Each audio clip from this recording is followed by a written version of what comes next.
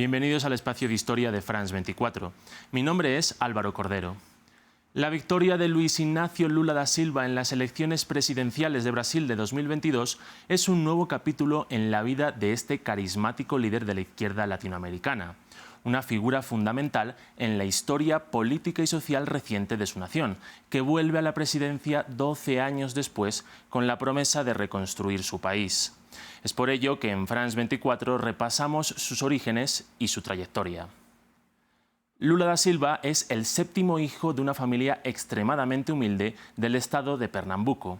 Nacido en 1945, emigró junto a sus familiares al estado de Sao Paulo siendo un niño y desde una temprana edad tuvo que abandonar la escuela. Lula trabajó desde niño como vendedor ambulante y limpiabotas hasta que a los 15 años aprendió el oficio de tornero en la industria metalúrgica, una profesión que lo acercaría al sindicalismo. Con 23 años se involucró en el sindicato de metalúrgicos y comenzó una lucha por los derechos laborales de un sector tan precario como el metalúrgico, que incluso le llevó a perder un dedo meñique mientras trabajaba. Además, sus reivindicaciones laborales fueron de la mano con el rechazo a la dictadura militar que se hizo con el poder en Brasil tras un golpe de Estado en 1964, algo que lo convertiría en una figura reconocida a nivel nacional entre la clase trabajadora. En esa búsqueda de la democracia, Lula fue uno de los encargados de fundar el Partido de los Trabajadores en 1980 y se convirtió en un líder gracias a su gran carisma. Su lucha política lo llevó a ser condenado por la dictadura, aunque tras la vuelta de la democracia en 1986 pudo ser elegido diputado. Durante estos años, Lula da Silva se convirtió en el principal opositor al oficialismo, llegando a postularse en hasta 3 elecciones seguidas entre el año 1989 y el 1998. Sin embargo, perdió esos comicios debido a que su partido, que era de corte trotskista, se presentaba con propuestas consideradas como radicales por la clase media brasileña, algo que hizo que, con el tiempo, Lula moderase su propuesta para ganar fuerza política a partir de finales de los años 90. El presidente de la República está mintiendo a la sociedad brasileña. Solo sabe atender a los intereses de los especuladores internacionales y la política de aumento de las tasas de interés. Esto significa más desempleo, quiebra de las industrias y de la agricultura. Hará a los ricos más ricos y a los pobres más pobres.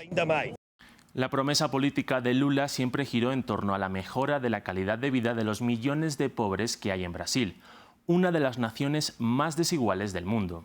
Su discurso cobraba mucho sentido por su pasado humilde e hizo que ganara las elecciones tras 3 intentos fallidos en el año 2002. Lula se convirtió en el primer presidente de orígenes obreros en ser elegido en su país. La verdad es que estamos muy cerca del mayor acontecimiento histórico de este país, que es elegir a un hombre que salió de la fábrica para ser nombrado presidente de la República del país más importante de Latinoamérica. Más importante de América Latina. Su gobierno se centró en promocionar varios programas de ayudas sociales para las personas más pobres. De todos ellos, el más reconocido fue Bolsa Familia, un auxilio básico que proporcionaba unos $30 mensuales a casi el 25% de la población. Su aplicación fue muy positiva y se estima que estas medidas sacaron de la pobreza a unos 30 millones de personas. Otros políticos solo se acuerdan de los pobres cuando es época de elecciones, pero yo me acuerdo los 365 días del año, porque sé dónde nací, de dónde vengo y a dónde voy. Eu sei de onde eu vim e sei para onde eu vou. Un éxito que fue acompañado de un crecimiento económico muy importante gracias al auge de las exportaciones de materias primas. Lula obtuvo una gran aprobación que hizo que fuera reelegido en 2006 y que a nivel internacional Brasil ganara gran reconocimiento y se convirtiera en un referente en América Latina y entre las economías en desarrollo. El legado de Lula fue recogido desde 2010 por su sucesora Dilma Rousseff, pero fue a partir de su retirada de la política cuando los problemas surgieron. Su partido se vio involucrado en numerosos escándalos de corrupción. Dilma sufrió un impeachment en el año 2016 y el mismo Lula fue acusado de lavado de dinero y corrupción pasiva en el marco de una trama de corrupción llamada Lava Jato, que implicó a decenas de empresas y políticos brasileños. Estas sospechas hicieron que el juez Sergio Moro lo llevara a la cárcel por más de 500 días y lo apartara de poder ejercer como político, aunque en 2019 Lula abandonó la prisión después de que se declarara improcedente su reclusión y que todas las denuncias que tenía en su contra fueran suspendidas o archivadas por un defecto de forma. El Supremo Tribunal de Brasil consideró que el juez Sergio Moro prevaricó contra Lula y le coartó su libertad, por lo que todas las investigaciones por corrupción se eliminaron, aunque nunca se llegó a saber si Lula era culpable o inocente de ellas. Me comprometo aquí a decir la verdad porque no creo que en Brasil haya hoy un brasileño que esté en busca de la verdad más que yo.